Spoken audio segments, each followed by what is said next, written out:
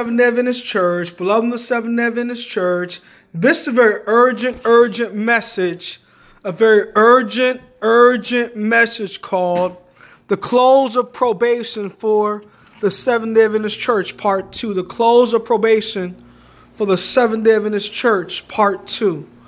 Now, here recently, beloved in the Adventist Church, David Gates came out with a message, and Arthur Branner stating that climate change legislation is the Sunday law through the back burner. So when Mark Finley and Pastor Ted Wilson and other Seventh-day Adventist leaders say that the Sunday law may not be passed for either 100 or 200 years because the Sunday law is not in the swing right now, and that Christ's coming is soon, but it's not imminent.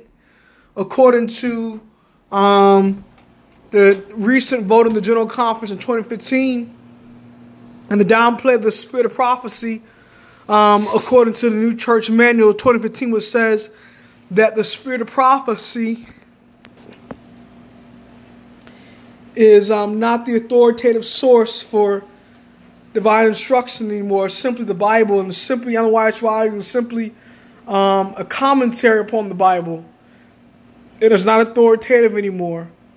So David Gates came out and said that climate change legislation is the Sunday law through the back burner. Now, here recently, we're about to have a tornado effect in the Huntsville area down south in Alabama, and we just had a fire outbreak in California, burning down a whole bunch of cities in the California area, in the mountains out there.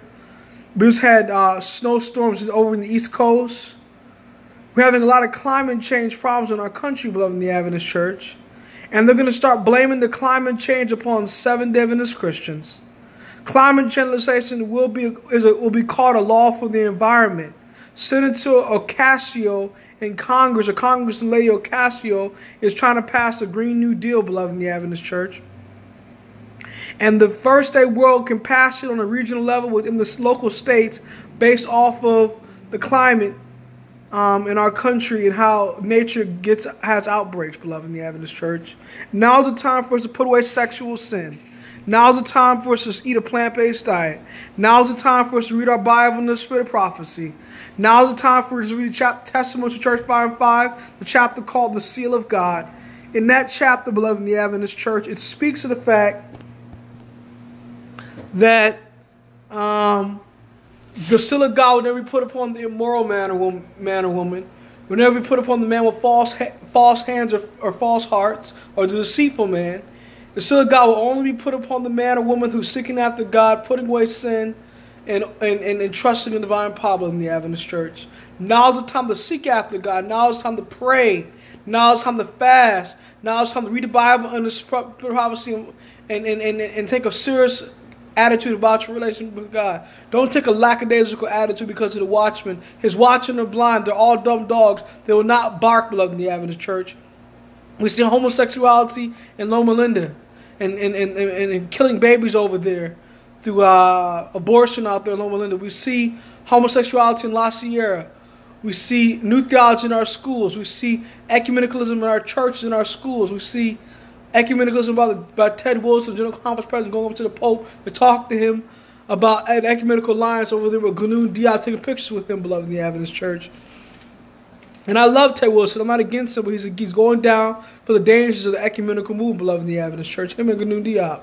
We see Sunday surge in our churches with the pastors in the Adventist Church with their faces toward the east, worshiping the sun god, the Tammuz, like Jazaniah, beloved in the Adventist Church. We see all these apostasy hitting our church, and the time of trouble is on its way.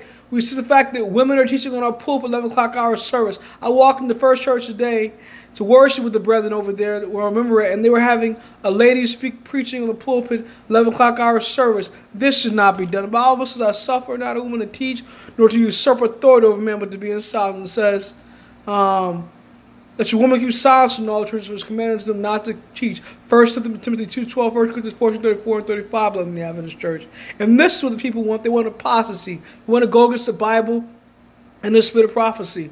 They do not want to seek after God. God is not in all their thoughts, beloved, in the Adventist church. So God is going to rectify our sin problem within the Adventist church by giving us a Sunday law. He's going to bring us into captivity to correct us, so we can be ready for these last days within the Adventist church. And it's happening around the corner. The 10th is just on tomorrow within the Adventist church.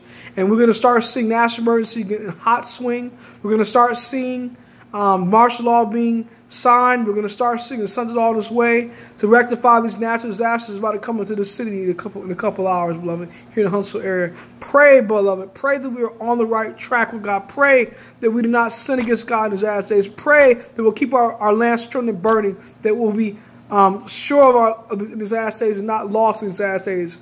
God coming very soon. Maranatha.